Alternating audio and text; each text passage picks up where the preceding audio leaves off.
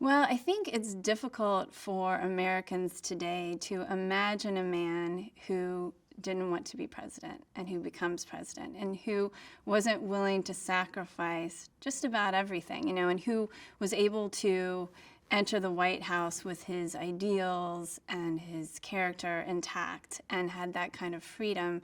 And I think it's something we all sort of dream of. Why can't we have the man who doesn't really want to be president, but it's good for the country and he's going to do the right thing? And it's almost impossible for someone to get to that point today, really, even at that time, too. And I think his decency, his courage, his honesty, all of those things appeal to Americans. And again, then the tragedy of losing him and to think that we've forgotten him. And what I've heard from people is, I'm so glad that now I know. So, in the film, we'll probably have him shot at the top, but he's sick, and we're now going back in Garfield's mind. And can you describe for me the world that would have formed his earliest memories? What would have his earliest memories been? So Garfield grew up in extreme poverty in Ohio. His parents were pioneers, and they really struggled, as did all pioneers in the West, to build a life and to have enough to eat and to protect their children. And he lost his father before he was even 2 years old. And so it was really difficult. His oldest brother had to go out and work not just their farm, but neighboring farms to make enough money to survive. But he, his oldest brother, and their mother always believed that no matter what happened, James should go to school because he was always so bright, and they knew that he had so much potential, and they loved him so much. They wanted him to fulfill that potential, to reach that potential, and so they were willing to sacrifice everything else for that. And so I think he sort of felt that pressure, and I think he had other things, as all young men do, that he wanted to do, but he grew up surrounded by love and affection and concern for his future, and I think that made him the man he was and gave him the confidence he was. And he was never ashamed of his poverty, although he said, we should never praise poverty, especially for children. But he wasn't ashamed of it. When he went to school, when he went to college, and he was paying his way, his tuition, being a carpenter and a janitor, and he would have to leave classes early to go ring the bell, and everyone knew that that's how he was paying his way. He was never ashamed. His friend later said that he would leave to ring the bell walking with the same dignity that he had when he walked up the steps of the Eastern Portico to give his inaugural address. He was just an innately dignified and confident man. I would guess that a 15-year-old boy of his background and social class would have had fairly limited prospects. So what turned? So you're right. So his he did have very limited prospects, especially coming from such poverty. But his mother and his brother had managed to save $17, and they told him they wanted to give it to him so he could go to school. And so he found this small school in Ohio, the Western Reserve Eclectic Institute, where he was able to talk them into letting him pay his tuition by working as a carpenter and a janitor, and that changed everything for him. When he was able to go there and start to learn, and he saw very quickly that he was an extraordinary student and he was better than everybody around him, and that sort of put a fire in the belly, and he thought, if I can be the best here, where else can I be the best? And he was such an extraordinary student that by his second year, when he was still a sophomore in college, they made him a professor of literature, mathematics, and ancient languages while he was teaching Virgil while he was a student. He was really he had an extraordinary mind, and I think he understood that, and I think he took sort of quiet pride in it, and he wanted to see how far he could go with it, and he, throughout his life, he just was brilliant. He ends up becoming the president of this university when he was just 26 years old, while he was in Congress, he wrote an original proof of the Pythagorean theorem. You know, he was always an incredible classicist. He knew the entire Aeneid by heart in Latin. I mean, we're talking about, you know, in terms of presidents, we're talking about someone who had the intellectual power of, like, Thomas Jefferson. It was just incredibly rare. Around this time, he and Lucretia get to know one another. What did Garfield make of her? So James and Lucretia met in college, and he was 18 and she was 19. And I think she remembers seeing him and thinking when he first came that he was sort of rough-featured. You know, he'd just come right from the farm. And literally watching his face change and sort of the fineness of intellect and education sort of etching their way into his features. And so she really watched him change, and she was attracted to that. But she was a very quiet and reserved person, and he was absolutely the opposite. You know, he had every person at the university was his friend. You know, he didn't know a stranger, and he had this big booming laugh and what she would call his gushing affection. And so, you know, it was a very different time as far as dating. I mean, if you went into it very slowly, and if you went down that road at all with somebody, you were expected to then marry them. And he had been burned before when he had gotten to know a young woman, and everyone had assumed that, of course, then they would become engaged. And when he didn't want to do that, it had been difficult for him. You know, he'd been judged for that. And so when he started down that road with Lucretia, just getting to know her, he realized, you know, this is the same situation, especially with the daughter of one of the founders of the university, and I'm going to have to see it through. But I think he really questioned it because of her quiet and reserved nature.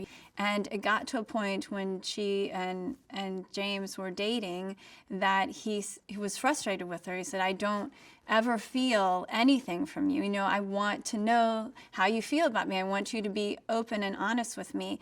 And so she finally gave him her diary, and when she had been writing, and he could see for himself how much she loved him, and she was able to express herself in her diary in a way she never could to him. And then he realized how she felt about him and how deeply she loved him, but he didn't know if he loved her. He didn't know if he felt the same way. But again, they'd sort of gone down that road too far, and so they married. And I think it just broke her heart to think that they were marrying because of duty and not because of a deep and lasting love for each other, a love that she felt, but he didn't yet feel, and she knew it, and it was crushing to her. And it became even more difficult in the early years of their marriage because he was gone so much. He was either away in the Civil War, or he was in Washington while she was in Ohio. He was in Washington in Congress. And so I think they spent like 5 months together in the first 5 years of their marriage. And she would write to him and she would say, "Look, you when you come home, you have to come home with a light heart and a smile and warmth for me, or it's going to kill me." And he was honest with her. You know, I think probably brutally honest. You know, it was a little too harsh. You know, he said, "I think we may have made a mistake in marrying." And as you can imagine, you know, that was devastating to her. And they had their first child, and whom they both adored, and was the center of their lives. And then she died when she was 3 years old, and it was crushing. And even that didn't bring them together. You know, they just didn't have enough common feeling yet to be together. And in today's world, their marriage might not have made it. Right. You can tell in her letters that she's the one that they just have to make it work. So Garfield wanted passion. You know, he wanted to feel wildly in love, and he didn't feel that. He thought that his wife was cold and reserved and distant, and it broke his heart to think that he would never have that kind of deep passion in his life. And then he met a young woman who was a widow, and she was a journalist for the New York Herald, and he fell in love with her. And he felt like he had the kind of love he had always wanted and that he wished he had in his marriage. But as much as he longed for that kind of love, more than that, he wanted to be able to respect himself. And he was an honest person, and he was a good person at heart, and he couldn't live like that. And so he came home to Ohio, and he confessed the affair to Lucretia, to his wife. And she forgave him, but she said, you have to end it. And he thought, at the time, I don't know what I've done to my marriage, because I don't know if she might be able to forgive me, but I don't know if she can ever really love me again. But what happened, instead of Lucretia falling out of love with James, is that he fell in love with her. For the first time, he began slowly to fall in love with his wife, because he realized by watching her how strong she was, that it wasn't coldness and reserve, but she was incredibly strong, and he admired that.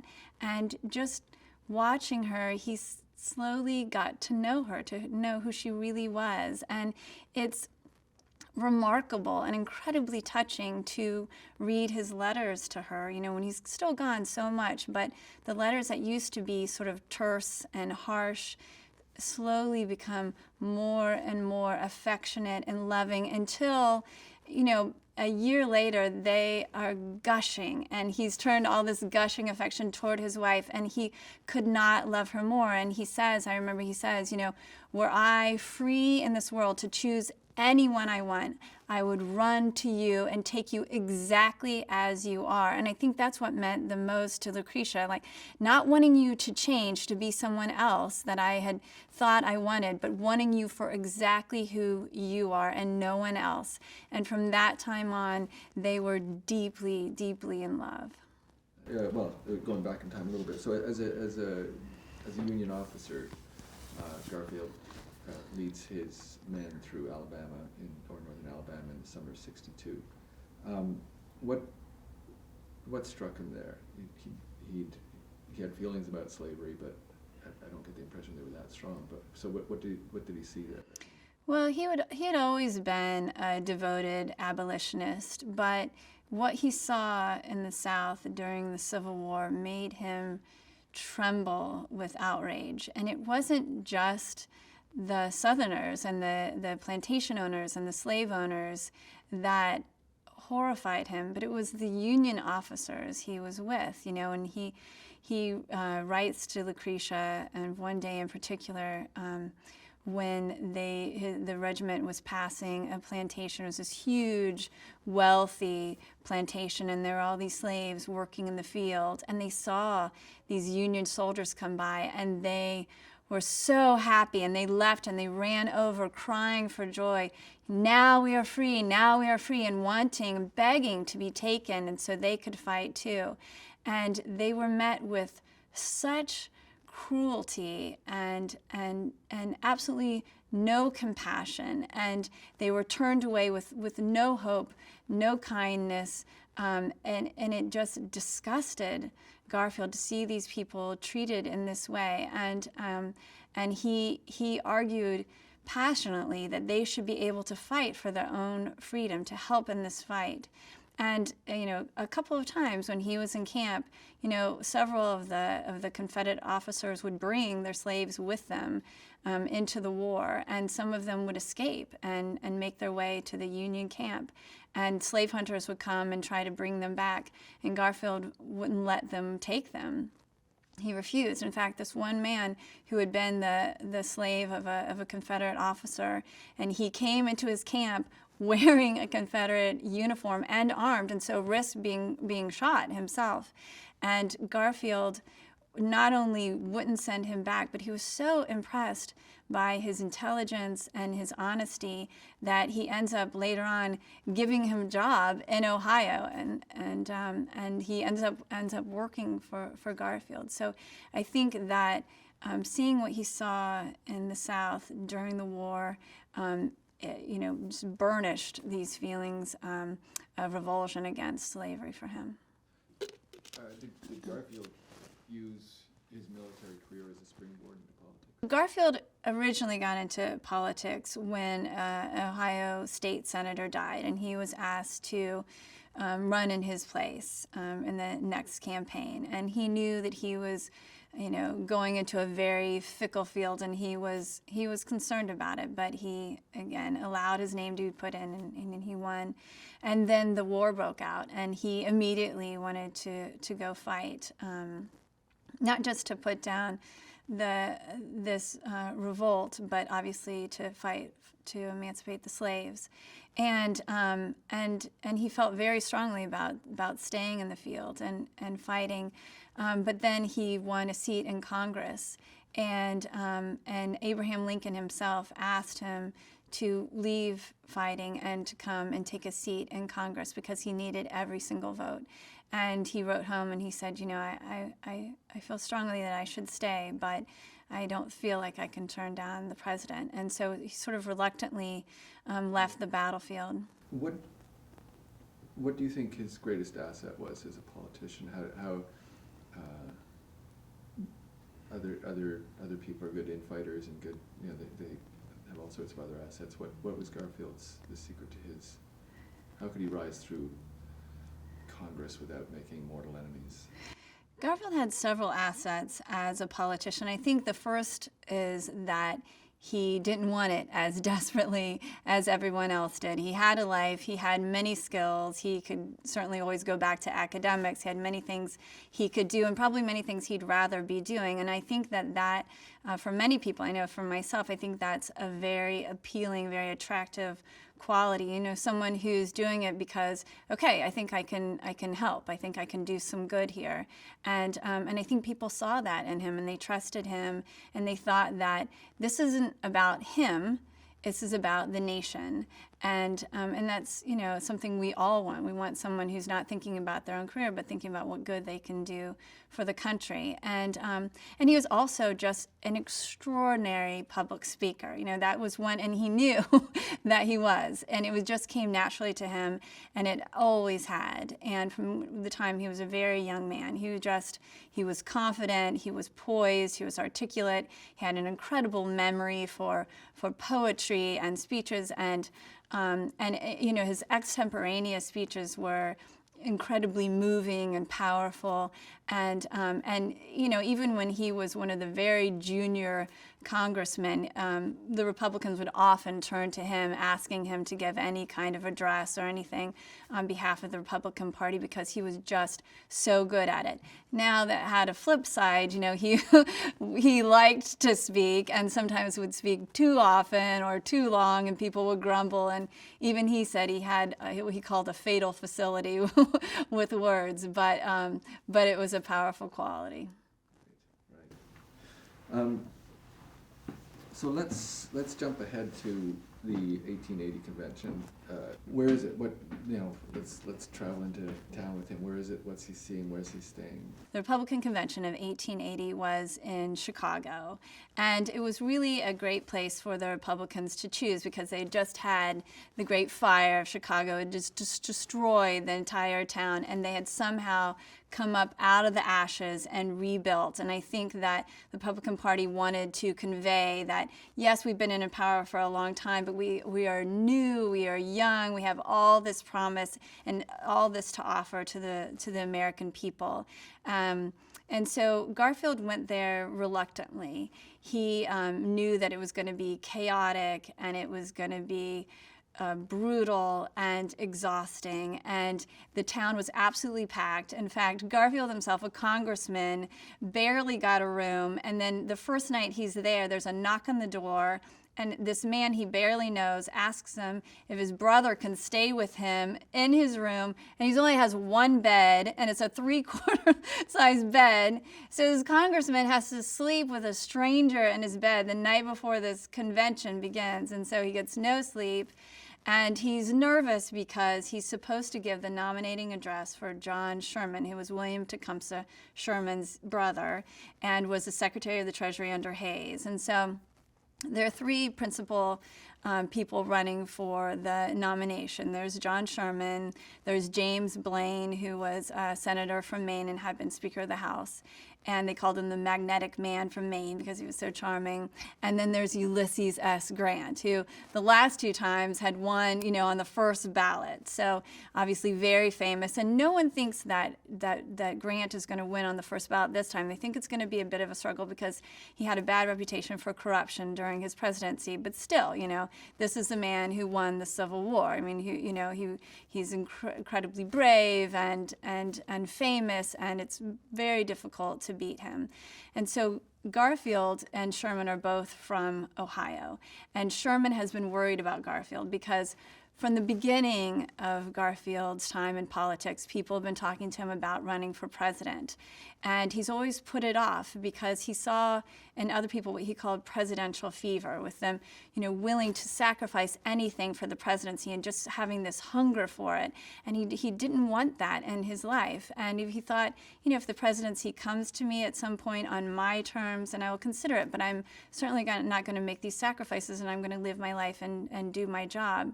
But Sherman was worried about him. Sherman really wanted the presidency. And so he thought, okay, the best way to sort of stem this tide toward Garfield was to ask Garfield to give my nominating address. And plus, he's this great speaker, too. So they get to this gigantic hall in Chicago. There are 15,000 people there. And the first person to be nominated was Ulysses S. Grant. Can we talk a little bit about the division within the party? Yes. Yeah. We want to. Who's Roscoe Conkling? Sure. Okay. Yeah, we should set that up. Okay. So in 1880, there was a vicious and deep divide in the Republican Party.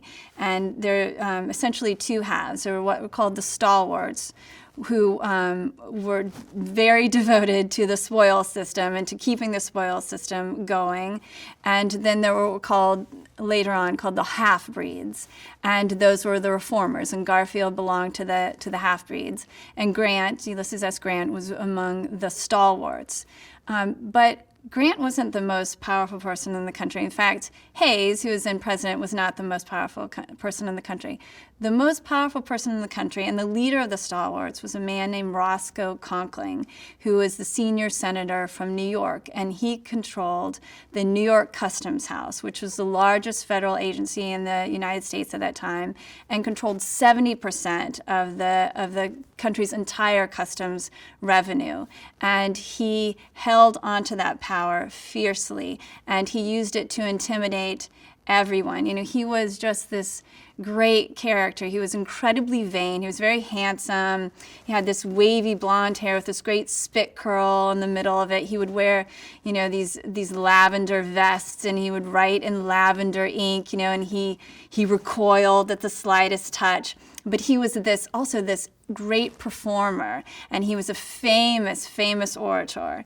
And so he was the man who was going to give Grant's nominating speech. And then he believed, as did most Americans, that Grant would win the nomination and the presidency again, and Conkling himself would be the power behind the throne. Yeah, I was going to ask you, so what's Conkling's stake in getting Grant back in the White House? So he's going to control, So Conkling wants to, that's his way of controlling the country. He basically is running the country from New York, but he would have even more power if his men were in the White House once again, because he hated Hayes, who was a half-breed, who was a reformer, and made Hayes miserable throughout his first term. And that's why Hayes made it clear to everybody, I'm not going to run again. I'm not going to put myself through it, because Conkling had made his life so difficult.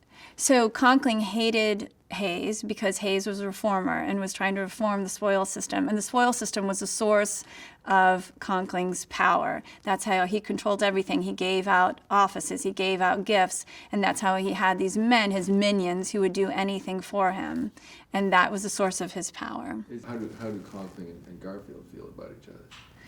So Conkling and Garfield, I don't think they had a lot of interaction until this moment.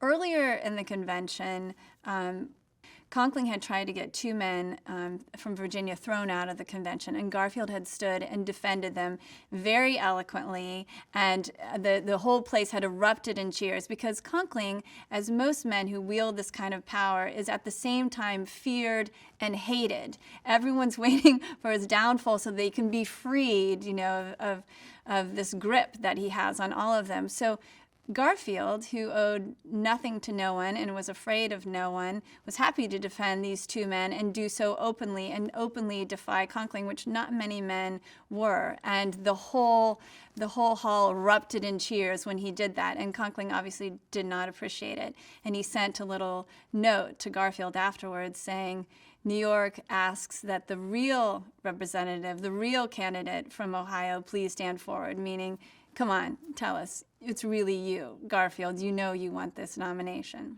So Conkling, this famous orator, is going to give the nominating address for Grant, and he can't wait to do it. They barely call his name, and he's up out of his seat like a shot, and he struts to the front, and he stands on the reporter's table, and he strikes his pose, and he's got the spit curl, and he's got his waistcoat, and he gives this incredible speech for Grant, and everyone's screaming, they're just loving, they're eating it up. And when any of the half-breeds or reformers try to argue or complain, and are making a noise, and Conkling has to stop until they settle down, he takes a lemon out of his pocket and sucks it sort of regally and waits for them to slow down, and then he can start again.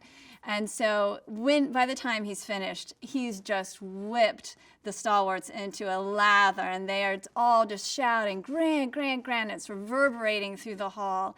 And this is the time when Garfield has to get up and give his speech for Sherman. And he had been worrying about the night before because he hadn't been working on it. And the truth was that he really didn't think that Sherman was the best person for the job, but he didn't feel like he could say no. And so he hadn't really prepared anything. And now he's got to get up in the middle of everyone screaming for Grant, and he's got to give a nominating address for Sherman. But while Conkling was talking, Garfield had an idea to take the convention in a different direction. And so he walked up, he stood on the same table that Conkling and his fancy shoes had just been standing, and he slowly started to talk about where's the real heart of this convention and the heart of the country. It's not here. We're all with all these powerful men. It's in each home, and it's by the fireside where Americans are quietly and calmly thinking about the future of this country.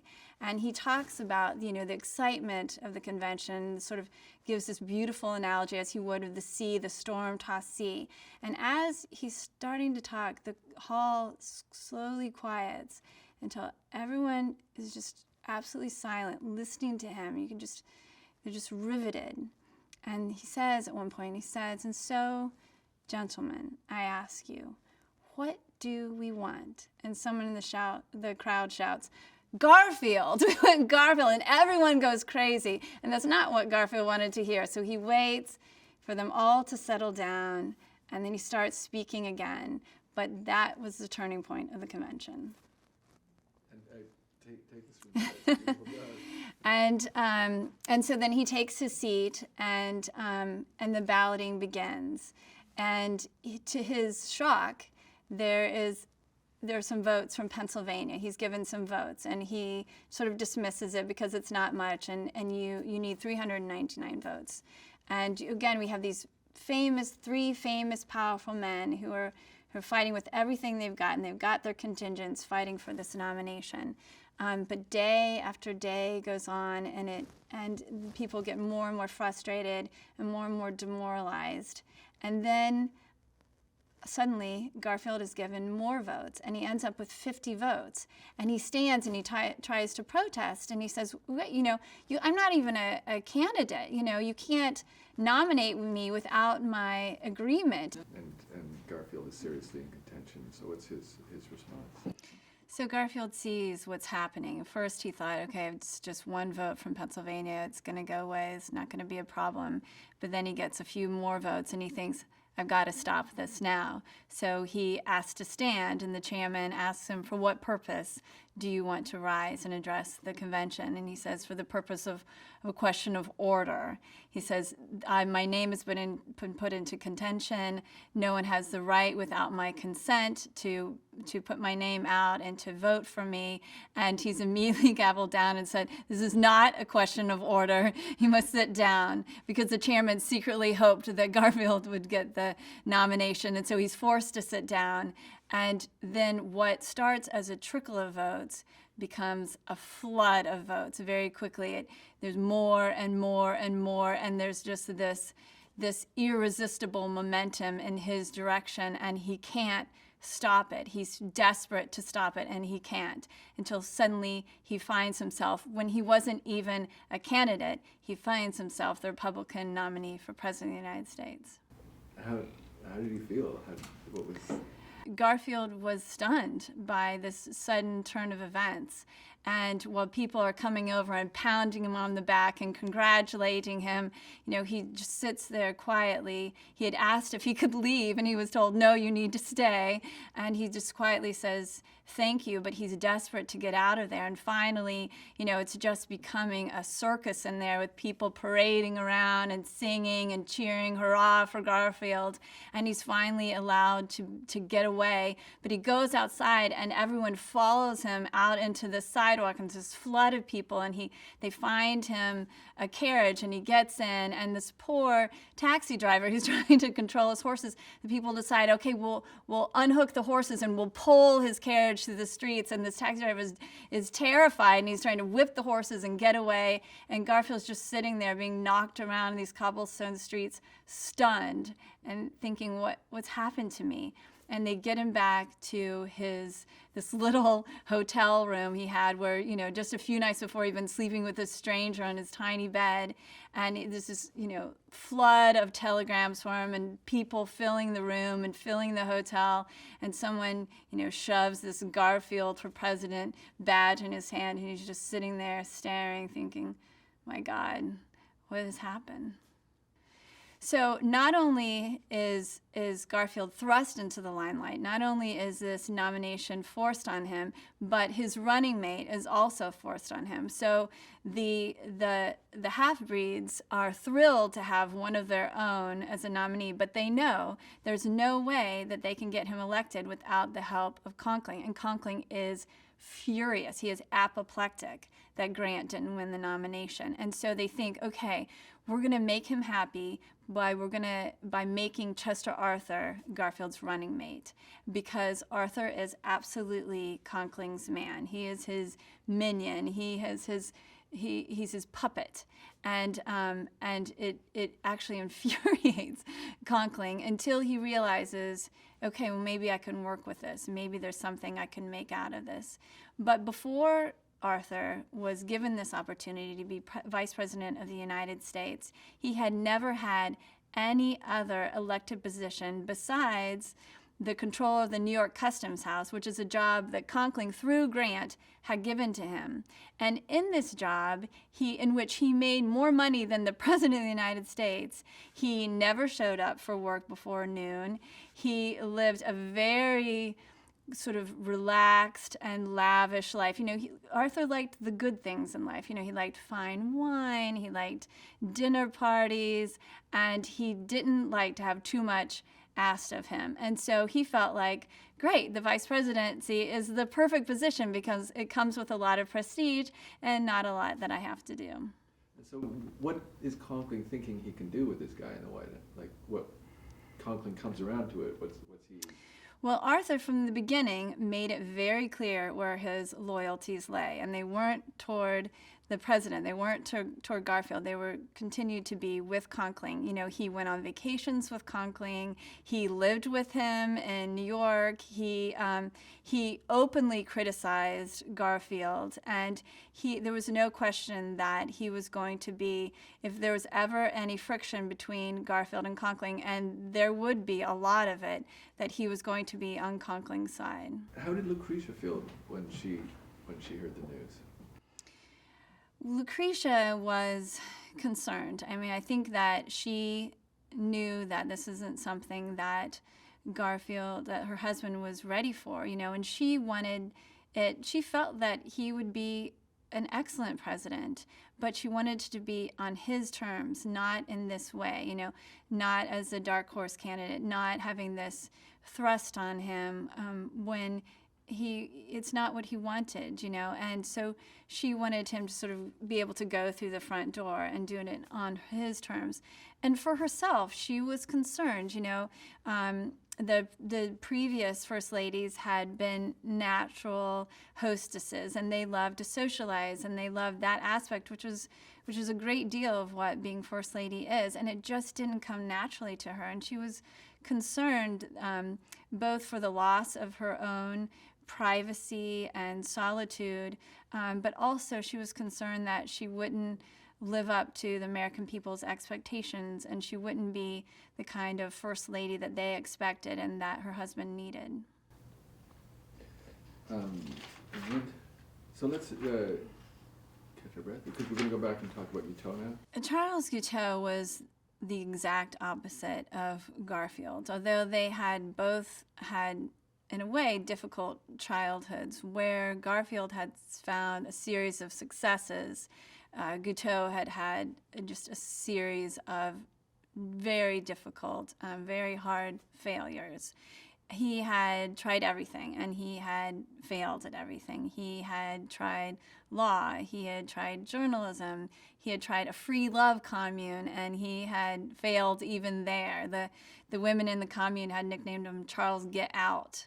So he even though he had had all these failures, though, he believed that he was special, that he was extraordinary, and that God had something great in mind for him. He always believed that he had delusions of grandeur, and he always believed that he was meant to do something special, and that he was what he called himself God's Minuteman, and he was going to be sort of God's agent on earth.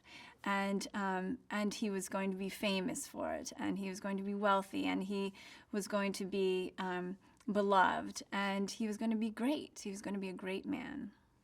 Guiteau's mother died when he was very young, and his father was a religious zealot, and he poured this into his son, but he coupled it not with sort of love and hope to teach his son, but with cruelty. His son sort of wasn't what he had expected in a son, and Guiteau, had stammered, and he was sort of awkward, and his father was incredibly cruel and harsh to him, and Guiteau had no one to turn to but his sister Frances was really the only person in this world who loved him, and she tried to be a mother to him to the extent that she could, and she pitied him and she worried about him, but I think that his father did a lot of damage to him when he was very young.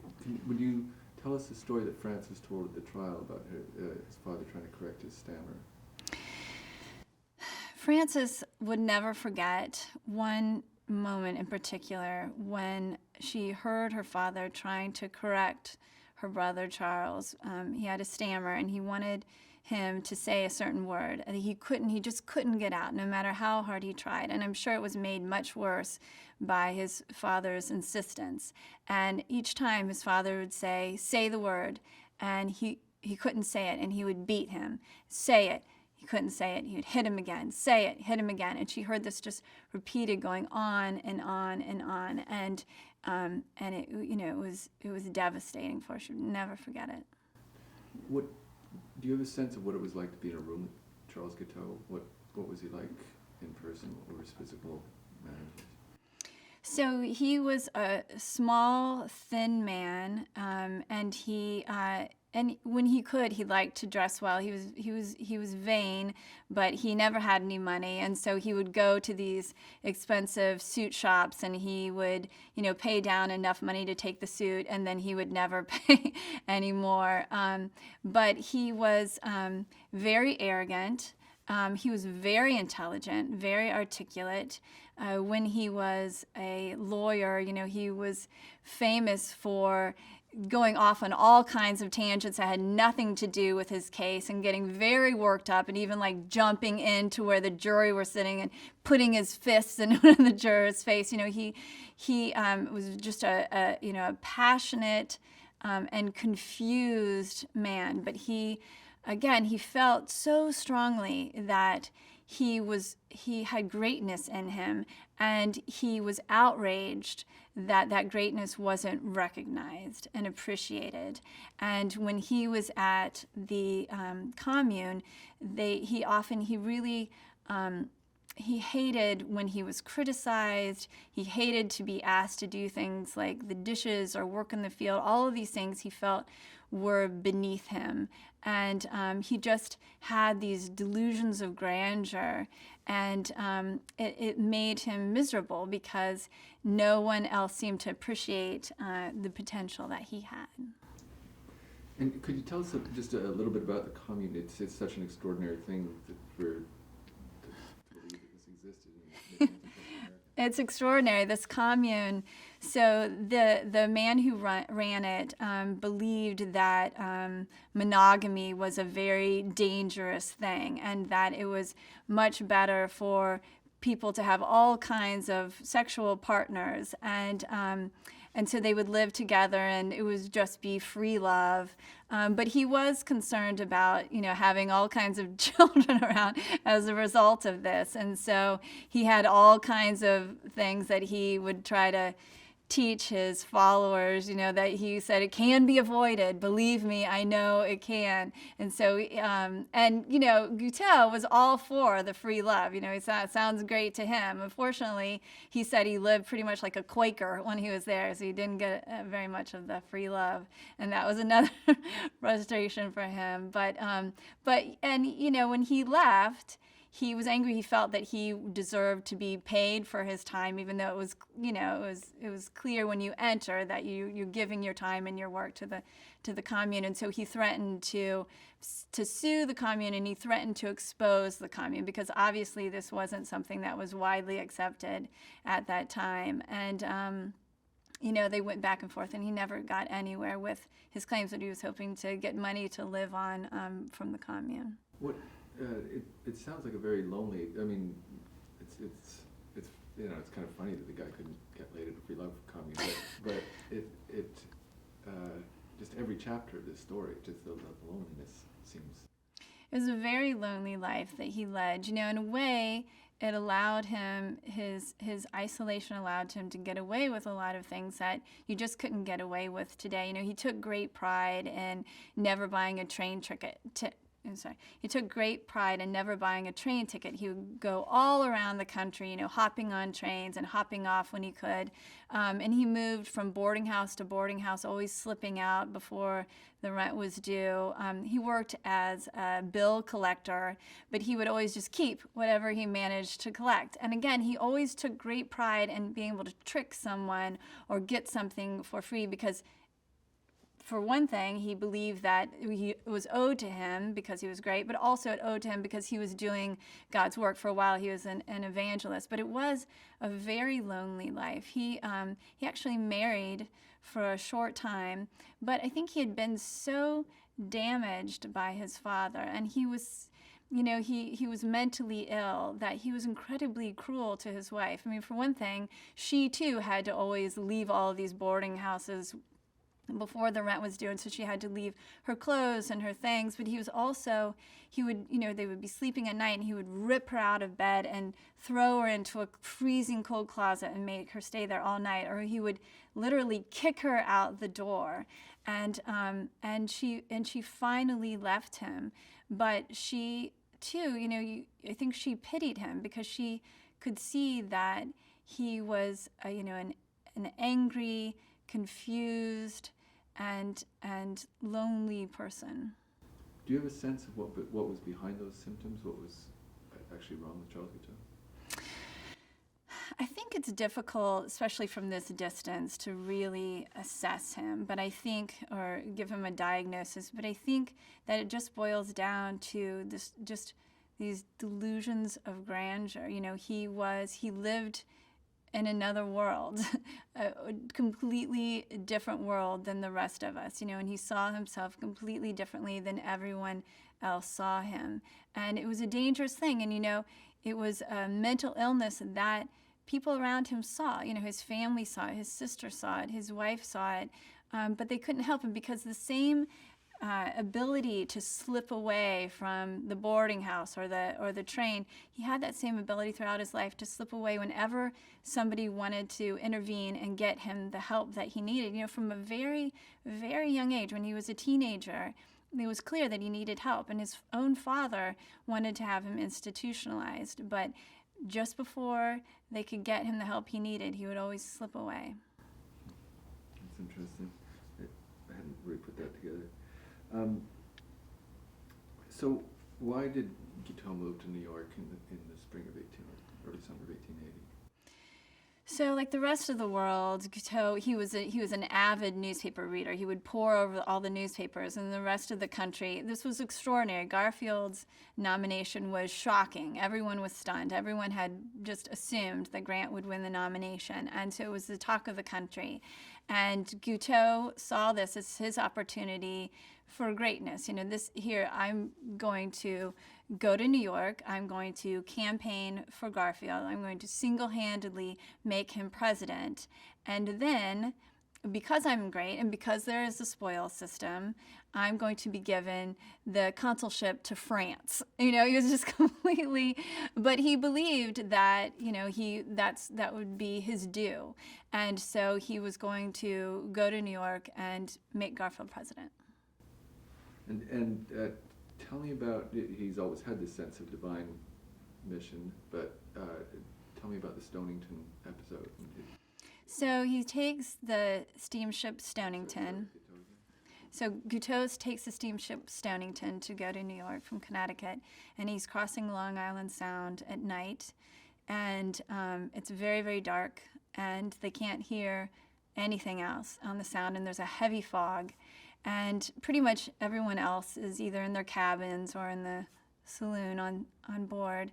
And he's standing on the deck thinking about where his life is going to take him. And then out of nothing, out of this great dense fog and blackness, appears this steamship coming at them head on. And they crash in the night. And the other steamship sinks and explodes, and people are screaming and jumping off, and he is stunned like everyone, and they're sending lifeboats out to try to help people. And a lot of people died that night, and they drowned and they burned, and you could hear people sort of being carried away and hear their cries. And everyone else who survived that tragedy were so grateful, and they felt so fortunate. But Guiteau didn't feel fortunate. He felt selected. He felt that it wasn't an accident that he survived this. It was divine intervention. God had plucked him out for a purpose. And he knew now without question that his job was to find out what that purpose was. So jumping ahead to the campaign in Guiteau, you told us yesterday it was kind of hanging around campaign headquarters and stuff. So in this deeply divided Republican Party, where do Guiteau's allegiances lie? Guiteau was absolutely a stalwart. He had been reading about the stalwarts in the papers for years, and he absolutely applauded their efforts to keep the spoil system strong, and he thought it was a great idea. He thought, first come, first serve. And so he thought if he were the first person to write to Garfield after he was elected and ask for a position, that he would, of course, get it, especially after his efforts to make Garfield president. So he was a firm stalwart from the beginning, and that would play in later after the assassination. And so he kind of counts himself among the stalwart leaders, right? He would count these men as his friends, and he would go to the hotels where they would go, and he would even use that hotel stationery, and he would talk of them as though they were his good friends, and they would, of course, want to help him, and any senators even who were, Republicans, and especially who were stalwarts and who had anything to do with any of the many states where he had lived when he was sort of roaming the country, he would say, well, of course, because you're a senator friend, you're from Chicago, and I've lived in Chicago, then it's your duty to help me get this position, and you're my friend, and we're colleagues. Do you know what they made of him?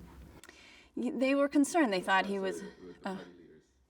The party leaders were aware of Guiteau because he was this, he was ever present. He was always around, and they, as anyone who met him, thought he was strange. The one senator in particular, Senator Logan, said, he thought he had a derangement of the mind. He could tell this isn't your average guy. There's something different about him, and there's something potentially dangerous about him.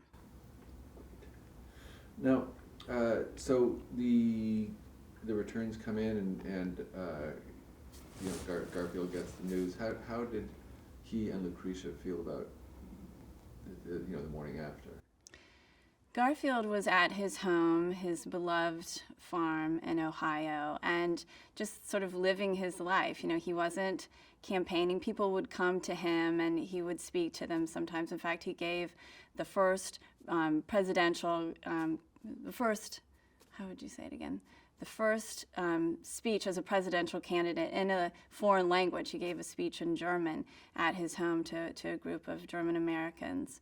But he, was just every once in a while he would go back and see what the telegrams coming in were saying about the election results. And then when he received the news early in the morning, he simply wrote in his diary, it turns out that I've been president, I've been made president, and so, I guess we start down this road. But he felt a sorrow that he couldn't quite understand. Something in him told him that this was going to be what he called a bleak mountain. This isn't something he sought. As he said, this honor has come to me unsought. And he knew that it would mean the loss of a lot of things that he loved, time with his children, time with his books, time to think and be himself. He had no illusions about what it meant to be president.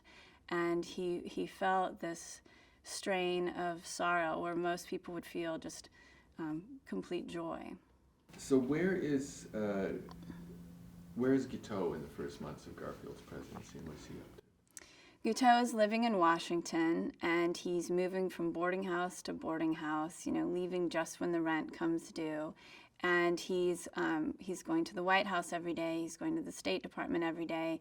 He's sitting in the park outside of the White House, waiting for Garfield, waiting for anyone to come by whom he can convince to give him this consulship to France that he wants so much and that he believes that he deserves. And he has no money, and he has no way to survive, and he's just growing just more and more delusional every day. And he's, feverishly reading the papers and following this fight between Conkling and Garfield, between the stalwarts and the half-breeds. And finally, one day, he's able to corner James Blaine, who's the Secretary of State. And Blaine has been trying to avoid him for months, and he knows that he's been asking for this consulship. And the problem, part of the problem is no one tells Guiteau directly, look, this isn't happening. They always say, oh, that's being considered. Yes, we know that, you've applied for this. And so to most people, when you're told something like that, you're like, well, okay, it's a brush off. This is probably not going to happen. But to Guiteau, that means it's just a matter of time. This is going to happen, of course. So he corners Blaine and asks him again about the consulship. And Blaine is tired of it. And Blaine is willing to tell him, look, this is never going to happen. You're never going to become the consul to France. You need to stop right now. And he walks away. And Guiteau is stunned, and he's furious. And he goes back to his little boarding house and his little cot in that room. And he feverishly thinks about it and goes more and more angry. And he writes to Garfield telling him that he can't trust Blaine and that, Blaine has turned on him and he should be careful because it would be dangerous for him personally, for Garfield personally, if he doesn't get rid of Blaine. And then he has what he believes is a divine inspiration. Guiteau believes that God tells him that everything will be better if Garfield is out of the way. So Guiteau, being who he is and having been sort of focused on his own personal success and fame for so many years, the first thought that he has when he decides that he needs to kill the president, that God wants him to do this, is that he himself will be famous after doing it. And so he begins, he had written a book, which he'd actually mostly plagiarized from another source. And so he feels like you've got to edit that because now everyone's going to want to read it. It's going to sell like hotcakes. And he just begins to think about, how he looks and what he personally needs. And he also realizes he needs a gun. And he's never had a gun, and he doesn't have any money. And so he goes to a very distant acquaintance because he's asked everyone else he knows for money over the years. And he's not shy about it at all. When he says when he needs some money, he does ask somebody, look, I need $10. Can you give me $10? And they usually give it to him. So he goes to this poor guy, George Maynard, who barely knows him, and he asks for money, and Maynard takes pity on him because he says he looks hungry, and he gives him the money, and Guiteau goes and he finds the fanciest gun he can afford because he thinks, well, it's of course going to be in a museum someday because it's going to be this great event, and he goes to the banks of the Potomac and he starts to practice because he's never even shot a gun before. At the same time, he starts to stalk Garfield, and he follows him everywhere. And again, this is a time when there's no protection for the president, there's no Secret Service, nothing. And Garfield, walks around the city or rides his horse by himself all the time. And Guiteau is trying to decide where he's going to shoot the president, and he even follows him to church. And he knows what church Garfield attends, and he knows that he, attends every Sunday. And he goes to the church, and he sits behind Garfield, and he disagrees with something the minister says, and he shouts out. And Garfield remembers that night, and he writes in his diary about this young man, shouting in church. And Garfield and Guiteau goes around outside of the church, and he looks in windows and tries to figure what angle he would shoot the president. He follows him to the train station one day. Lucretia has been very, very ill, nearly died, and she's going to the shore to recover. And he follows him to the train station. He thinks, I won't shoot him now with his wife because she's been ill, and so I wouldn't want to do that to her. Even though, his plan is to kill her husband eventually. And he sits outside of the White House night after night on a bench, just waiting for Garfield to come out. And one night, Garfield does. He, by himself, president, he leaves the White House. He walks down the street to Blaine's house, the Secretary of State's house. And the two men walk along alone through the streets of Washington, with Guiteau following them the entire way, holding a loaded gun. And by this point, Guiteau hates Blaine. And when he sees Blaine and Garfield, who are very close, sort of talking together in this comradeship, it enrages him. And he goes home that night and he decides, the next opportunity I have, I'm going to shoot the president. In this time, it sounds like Guiteau's actually, that his condition is actually deteriorating, that he's kind of presentable a year earlier. He's right. Not that he's, at least not being kicked out of party headquarters, but by this time it sounds like he's in pretty rough shape. Guiteau is, again, he has no source of income, and his only way of surviving is because at this time you could be anonymous. You could go to a new boarding house, a new hotel, and no one would know that you had just left the last one without paying. And you could maybe get a little food or something, but his clothes are ragged, his hair is unkempt. He doesn't know it, but he's actually even not welcome in the White House anymore because he's had so many outbursts there that Garfield's private secretary has said, don't allow him in, which was very rare at that time. Just about anyone was allowed in. But that just coincides with the time when he decides he's not going to try for the consulship anymore. He's going to go for something even bigger. He's going to make Chester Arthur the stalwart president by killing Garfield, and he is absolutely spinning out of control.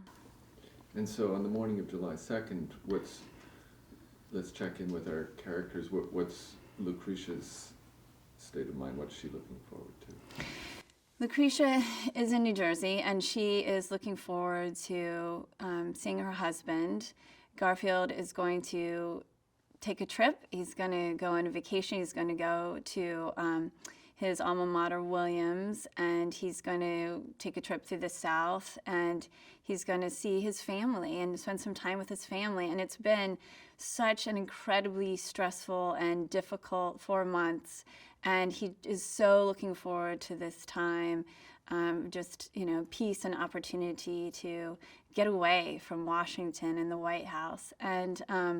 And he wakes up and is, in a great mood, and he goes into his teenage son's bedroom, and he's, whistling a tune, and he's, doing acrobatics with them. And, he's 49 years old, but he's still, incredibly lively and vital, and he's happy, and things are looking great and turning around, and he's looking forward to this trip, and he gets ready to get into his carriage and go to the train station.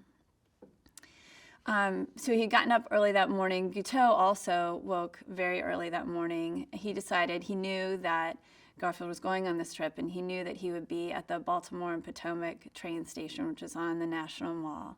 And he was going to be there waiting for him. And so he got up early, he had a good breakfast. He's thinking about, my life is going to change now too. I'm going to be famous, and I'm going to get everything that I deserve, that I've been entitled to for so long.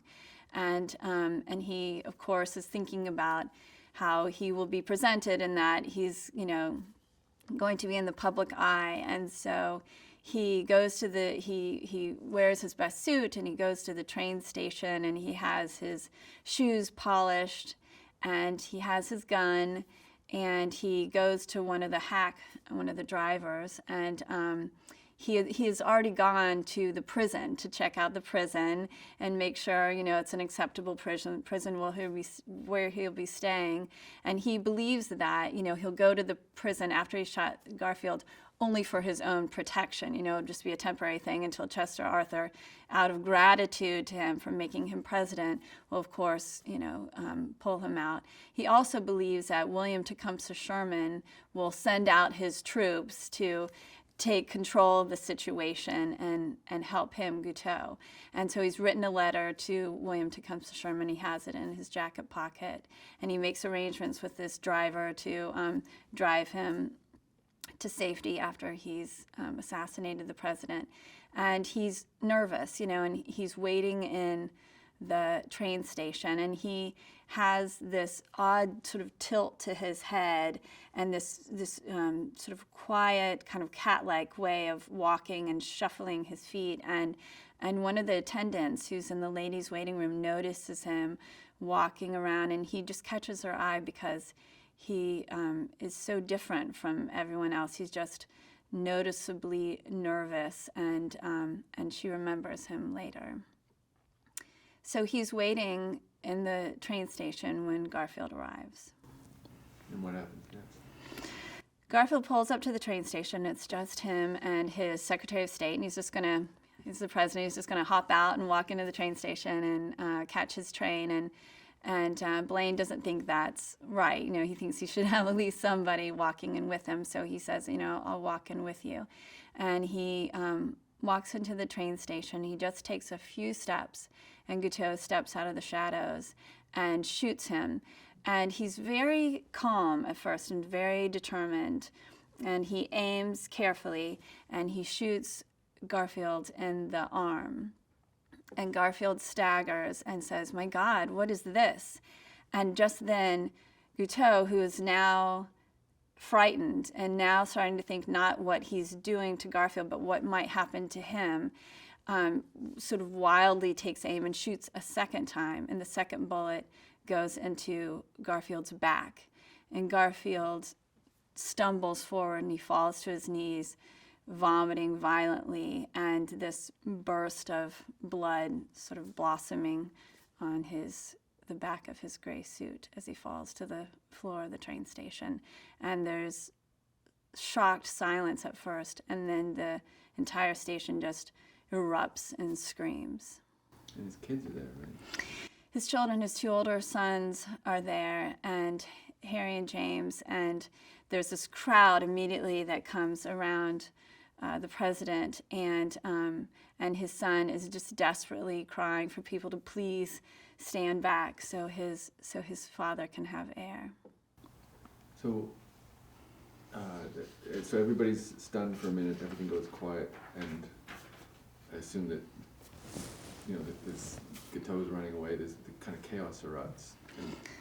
It's absolute chaos, and but they see who's done it, and Blaine himself sees Guiteau, this man who's been coming to the State Department every day, this man he just told to go away, and he recognizes him, and he screams for the doors to be closed, and so the exit Guiteau had planned to take is closed. And there's a group of black men there who are screaming for him to be lynched. These men who love and respect and feel they owe so much to Garfield, have seen him shot down in cold blood in this train station, and the crowd immediately turns into a mob that wants to throw Guiteau under the wheels of the next train. And Guiteau is terrified, and there's a policeman who's caught him, and he turns to him, he says, "Take me to the prison." He wants to go to jail for his own safety. And so Garfield's on the floor. He's vomiting. He's bleeding heavily. What first aid does he get? So there's the first doctor to arrive is Dr. Townsend. Immediately on the floor of the train station, if you can imagine a more germ-infested environment, immediately inserts his unwashed, unsterilized finger in Garfield's back, probing for this bullet to see if he can tell where the bullet is. Then someone finds an old horsehair and hay mattress, filthy old mattress, and they put the president on that, and they take him to a room upstairs in the station.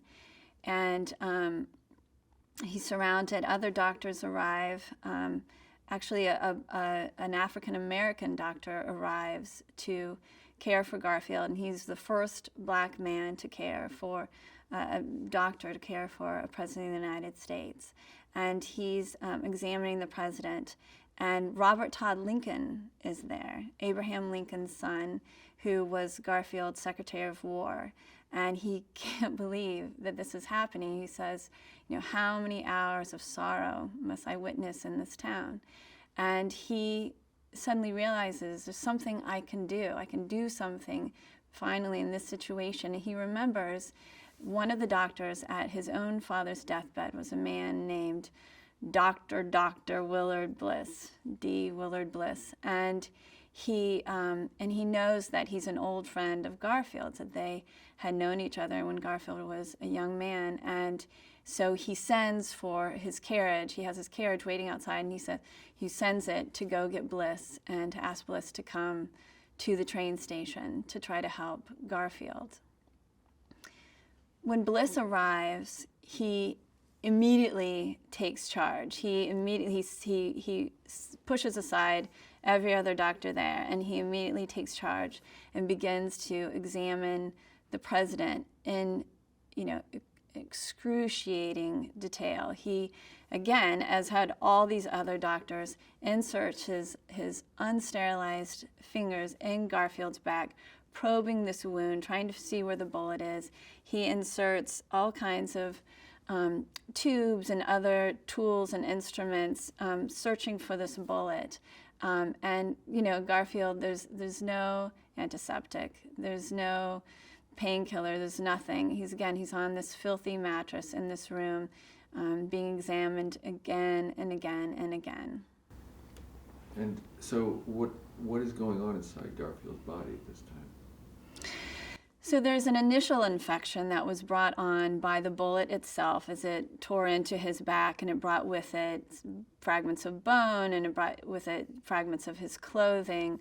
But you have to remember, this is a strong, healthy guy. He's 210 pounds, he's 6 feet tall.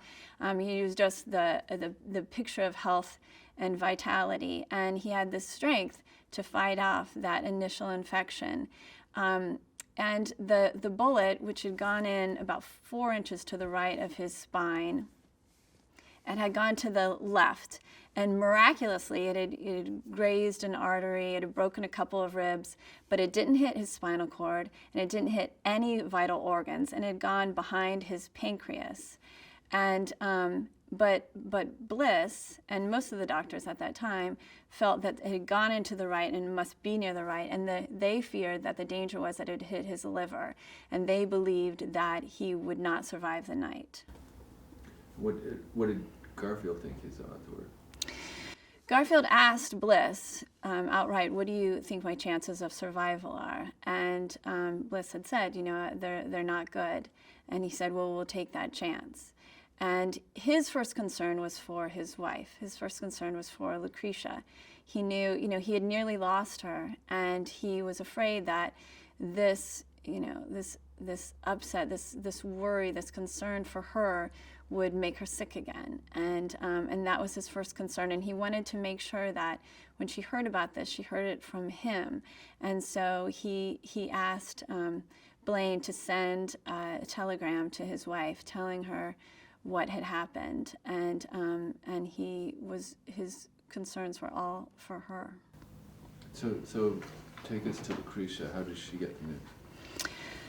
One of Garfield's dearest and oldest friends brings her this telegram telling her that her husband has been shot, and she is shocked, and she wants the truth, though. Lucretia was incredibly strong, and she was, optimistic, but she always wanted to be told the truth. She wanted to know what the situation was. And interestingly, Grant was also there at the same place, and he, who had hated Garfield for, snatching the presidency from him and resented him for it, he immediately came to Lucretia and tried to reassure her and said, I've seen many, many wounds of this sort, and I think he will survive it. You have to remember that this is not long after the end of the Civil War, and there were a lot of people who were walking around, and had been for many years, walking around with bullets inside of them. In fact, the detective who took Guiteau to the prison had a bullet in his brain from the Civil War and had been doing just fine. And so they knew that there were a lot of injuries that could be survived. Unfortunately for Garfield, his was a unique situation in that he wasn't just any man. If he had just been taken to a hospital or been taken to a home and just cared for, instead of having this wound probed again and again and again, he would have survived it. Unfortunately, because he was the president and because everyone knew the nation was watching, he received too much medical care. So Bliss, so they carry him back to the White House. He's still in this greasy old mattress, and his wound has been probed. They've dug a new channel in his back, and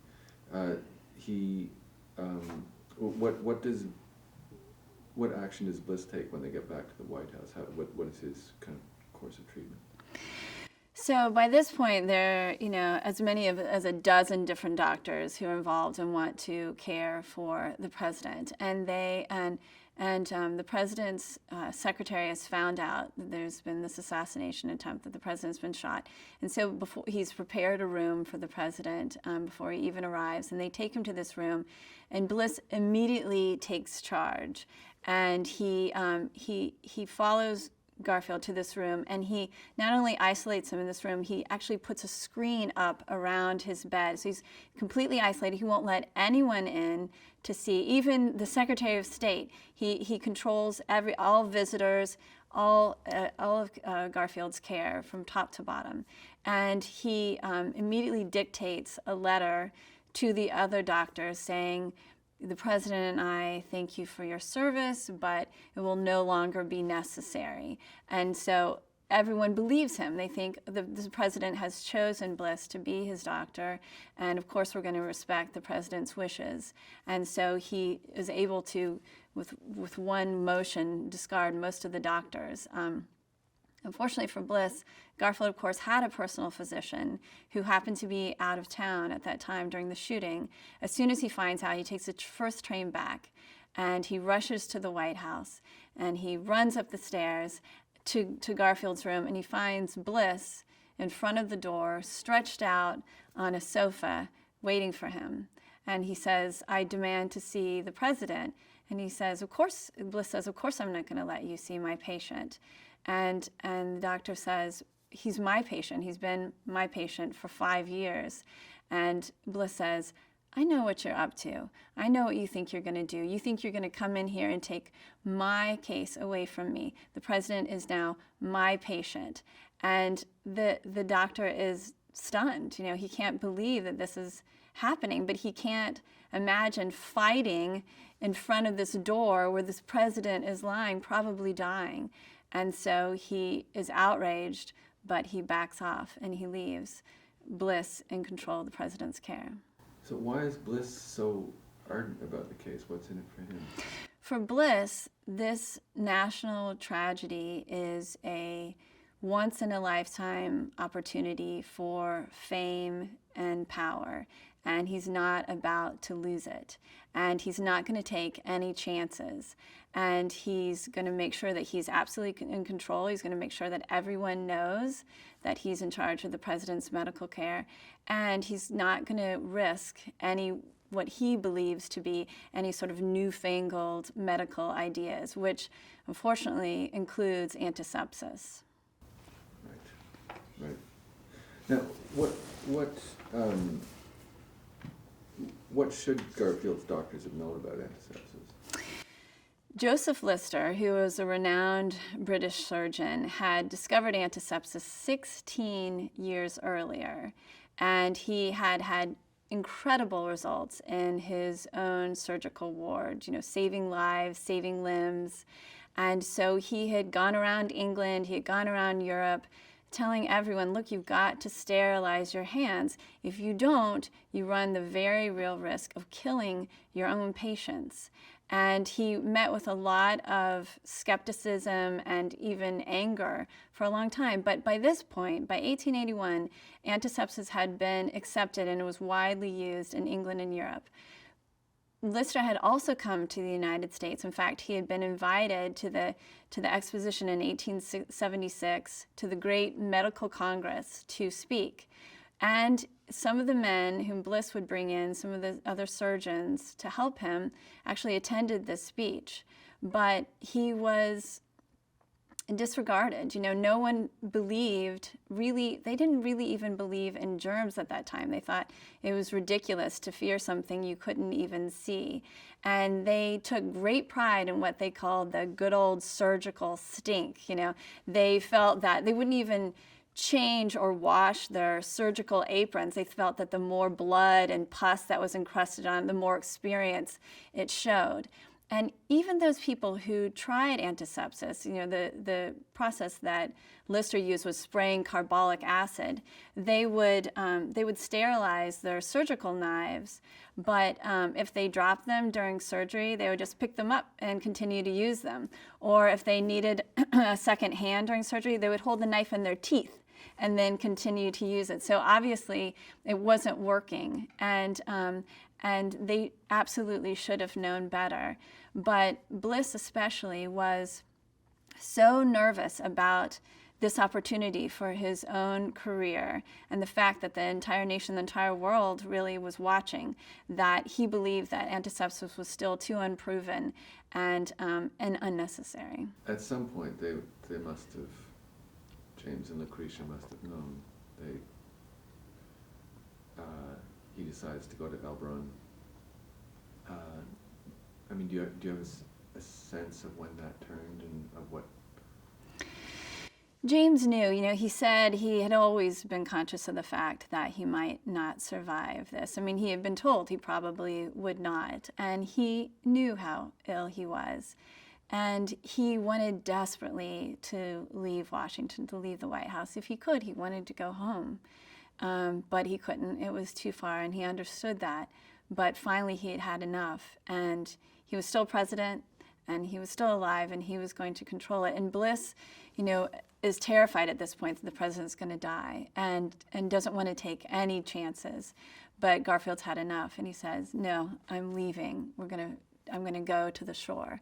And there had been a wealthy man who lived in New York who had a beautiful home in Elbron, New Jersey, Franklin Cottage, and he offered it to the president for as long as it would be needed. And so they went to elaborate lengths to make this journey as easy on him as possible. They outfitted a train car for him, and they completely changed it. They took everything out inside. They put very thick Brussels carpeting down. They had a bed on it with several layers of mattresses to soften the jolts and bumps. They were concerned about the dust coming in, and so they used a special engine that would burn this sort of clean burning anthracite coal. They wrapped gauze around it. They had heavy curtains, just especially for the president. And thousands of people laid something like 3,000 feet of track so the train could go to the door of this cottage. So what are Roscoe, Conkling, and Chester Arthur up to in the morning of July 2nd? Conkling and Arthur receive the news while they're together on this boat, and they immediately can sense that the American people are not with them. In fact, things have changed dramatically, and there's anger and judgment, and then there's this feeling that they, especially Conkling, is to blame. And everywhere they go, they are getting looks from people, and they can just feel that there's this tension that wasn't there before. And the American people are shocked, first of all. They never thought that there would be another presidential assassination. Even though they've already lost a president to assassin, they thought that that was a result of war. And they thought that assassinations were something that people in Europe had to receive. People had to be, they thought that assassinations were something that people in Europe had to deal with because their leaders were forced on them. They had kings and princes. Here in the United States, we get to freely elect, we get to freely choose our leaders, and so there shouldn't be any danger to them. In fact, Garfield himself said that, assassination can no more be guarded against than death by lightning, and it's best not to worry about either. And even if he had been provided with a security detail, he wouldn't have wanted it. He thought, there are enough. Garfield thought that there were, enough restrictions on his life as it was. And so the American people are absolutely shocked that their president would be shot, and they blame Conkling. They think that he is to blame. And not only is it clear to him that, he's never going to win another popular election, but there are threats on his own life. And so what is the national mood? If we can look at it in a couple of slices. Just as the news is first spreading on the morning of July 2nd, you mentioned the train station getting hostile. As the news kind of spreads around the country, what's happening? So the news is spreading very quickly, at a time when it was difficult. I mean, the country is enormous, and obviously, you don't have, just a few people had telephones, but it's traveling by word of mouth, it's traveling by newspapers, and the American people are grief-stricken. It's not just that a president has been shot, but it's the fact that Garfield himself has been shot. He was very unique. He was loved and trusted by a wide array of people. The pioneers in the West, people he had come from, immigrants in the East who saw in his upbringing, his poverty and his incredible rise to power, sort of hope for their children and justification for their own sacrifices. Obviously, freed slaves owed him so much and believed in him so much. And even Southerners, who had feared and hated him, trusted him and believed him when he said that what he wanted from them was not vengeance, but to join him in, rising to this occasion and acknowledging the liberty and the rights of all the citizens of the United States. And he believed that the way to accomplish that was not through destruction and humiliation of the South, but through education. Education had been his own salvation, and he believed it would be for the South as well. And so, while Lincoln's assassination had sort of deepened this divide between the North and the South, the shooting of Garfield brought the country together in a way that it absolutely hadn't been since the Civil War, and really before. The country is shocked, but also terrified. The idea that Chester Arthur, of all people, might become president is just unbelievable. They had always thought that, well, at least he's in, a harmless position. We have this young, healthy president, and the chances that something are going to go wrong and that Chester Arthur has become president are too small to even worry about. And now, the idea that this man who was the puppet of, one of the most powerful and corrupt men in the country has, here we have this incredibly intelligent and upright and trustworthy man who we're going to lose, and instead, in his place, we're going to have this corrupt puppet, is staggering and terrifying to the American people. And everything feels frightening and unstable. People are threatening action, right? Right. So there are people. The American people believe that Chester Arthur is waiting in the wings, that he cannot wait to get his hands on the presidency, and Conkling behind him. And so there are people who are ready, in Ohio, there are men who are arming and ready to march to Washington to make sure that he doesn't take office. And, across the country, people are rising up in anger, believing that Chester Arthur wants nothing more than for Garfield to die so he can gain the White House. But nothing could be further from the truth.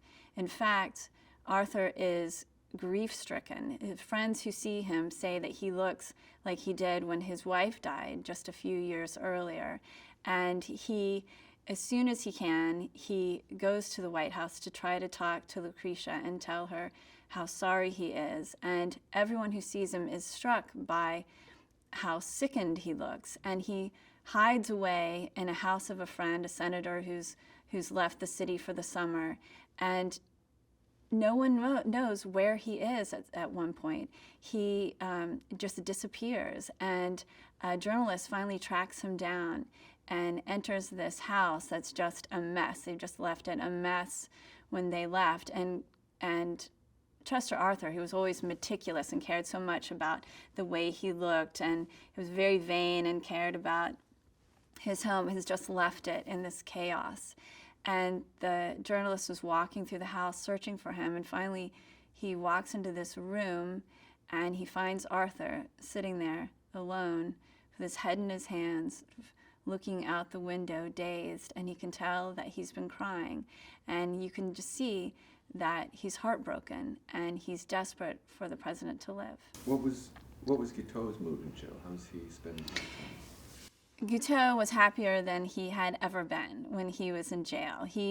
The moment that he shot the president, he felt like, my life is changing now. This is, he couldn't have been happier had he finally gotten that position that he had longed for, the consulship to France. He felt that now he was going to be famous, and he took full advantage of it. He gave every interview he could. He sat for a portrait, and he wrote his autobiography, which he sent to the New York Herald to be published. And he even, in it, he made it known that he was looking for a wife. So he hoped to find a young and wealthy wife, and so any applicants would be accepted. And he believed that the American people were with him. And he believed that Chester Arthur, who was so grateful to him for making him president, would quickly have him released for jail, and then he himself would run for president.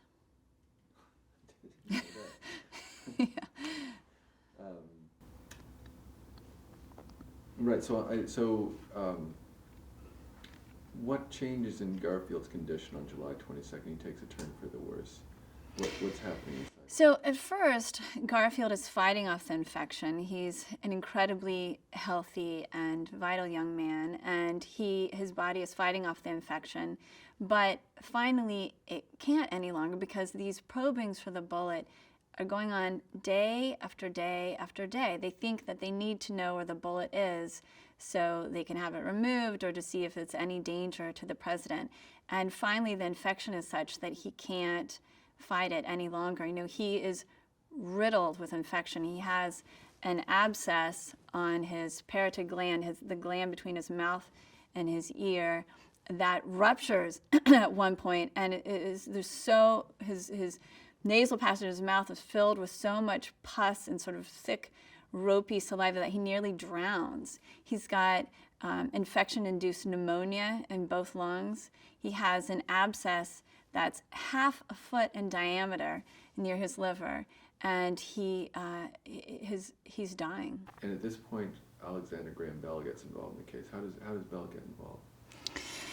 Alexander Graham Bell was just 34 years old at that time. He had invented the telephone just 5 years earlier, and it made him famous, and had won him enough money to open his own laboratory in Washington, D.C. And he was working on many different projects, and he had a young family, and his wife was pregnant. And the minute he found out about the shooting, he dropped everything. He turned his life upside down to try to help the president. And he remembered that he had something called an induction balance, which he had developed actually while he was inventing the telephone, that would take care of the buzzing that you could hear on the telephone line, the static. And he remembered that it also worked as a metal detector. And he had come up with all these other different possibilities, and nothing seemed to work until he remembered this induction balance. And he was just making it up out of whole cloth. And he realized that he was taking quite a chance, because he was more famous than anyone involved in this besides the president himself. And so he had this newly won reputation that he was risking on a completely unproven invention. He didn't know. He believed that it would work, but he didn't know for sure. And it's very interesting to see. You can go to the American Museum of History, and in their archives down in the bowels of their basement, they have all the different versions that Bell made over these several months while he was feverishly trying to perfect this invention to try to find the bullet in Garfield, because he knew that science should do better than this blind probing with fingers and instruments. It should be able to find, and this is 14 years before the invention of the medical X-ray, so there was no other way to really know. And so he has all different shapes and sizes and wires hanging off of these desperately trying to perfect this invention, and he's trying everything. He gets a slab of meat from the butcher and he shoots a bullet into it so he can replicate the situation, and he goes to veteran homes and he tries it out on veterans who have bullets in them from the Civil War, and he knows that it works. And he contacts Bliss, and Bliss, who's desperate at this point, says, okay, you can come in and try to find the bullet in the president, but he wants to keep it as quiet as possible. He has him come in the back door. He takes him to the president's room, but he tells them, he said, look, the bullet's in the right side of the president's body. And Bliss knows that he's said this publicly. It's been in newspapers that he said the bullet is in the right side. So you can test the president, but you can only test the right side of the president's body. And it never works. It doesn't, he gets some possibilities or some humming, but Garfield knows this, but Alexander Graham Bell knows this invention, and he knows it's not the sound that he's looking for. But Bliss, it's enough of indication for Bliss, and Bliss says, absolutely, you found it. It was, as I said, it would be on the right side. Thank you very much. And Bell is so frustrated, and he can't figure out what went wrong, and he contacts the White House and he says, is there any chance that there's something about the mattress that the president was lying on? And they're like, well, actually, yeah, he was on this, new type of mattress that has metal coils in it, which is, of course, going to affect a metal detector. But Bell knows it's more than that. That would have sort of given a humming feeling, and he can't understand what it could be until after the president dies and the autopsy report is released, and he sees that the bullet was on the left side of the president's body, the side that Bliss refused him to test, refused to allow him to test. Is there a moment for you that that makes it real, that allows you to kind of pierce through the veil of time and really feel that as an immediate, to put you in that room and to put you in Lucretia's shoes? Well, I don't know if you went this with him, but I'll tell you a personal story, actually, because by the time I got to the point where I was ready to write about Garfield's death, I had spent years getting to know him and researching his life and this tragedy. And I was getting ready to write the death scene, and I couldn't do it. And I called my husband in tears and said, I don't want him to die. And I felt for the first time like I understood what the American people must have felt.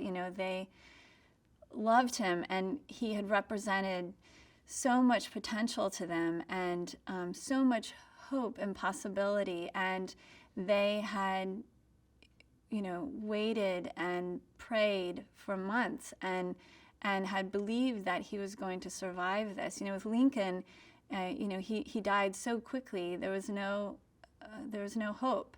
But for Garfield, it had been months of hope and prayer from an entire nation, and then to lose him, after all, lose him in the end was just devastating. And then to find that they didn't have to, that this never had to happen, I think infuriated them, and meant incredible change and saved countless lives, because it was after his death and after the autopsy report was released that the American people realized that he didn't have to die, and they realized why he did. And antisepsis was immediately adopted throughout the country, and it was one of the few great medical breakthroughs in history.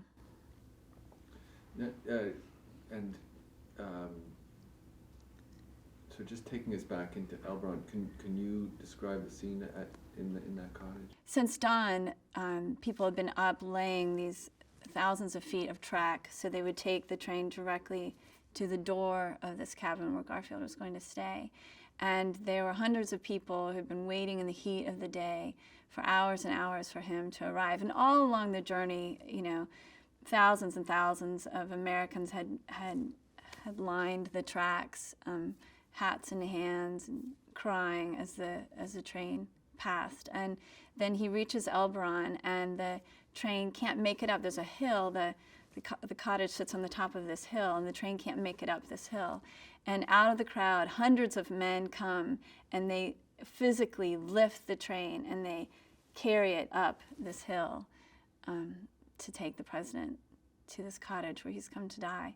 And he is taken into this room, and there's a window looking out over the sea, and the bed is facing the opposite way, and he asks it to be turned so he can see the sea. And he is so grateful for all the trouble everyone has gone to, and he's at peace. And tell me, so Lucretia's called into the room. So, his closest friends were with him, and he had one of his oldest friends with him at night, and he had been sort of, miming, I wish we could play cards together, and his friend is just sitting with him late at night, and he cries out suddenly that he's in such incredible pain, and his friend runs to get Bliss, and Bliss comes into the room, and he realizes that the president is dying. And so they gather everyone. They go and get Lucretia and the children who are there, and Joseph Stanley Brown, and they all stand in the room, and Bliss listens to Garfield's heart until it stops. And he stands up and he says, "It is done." And there's just silence in the room, and everyone leaves until it's just Lucretia and James together. And she stays with him for an hour until finally someone comes and gets her and says, it's time to go.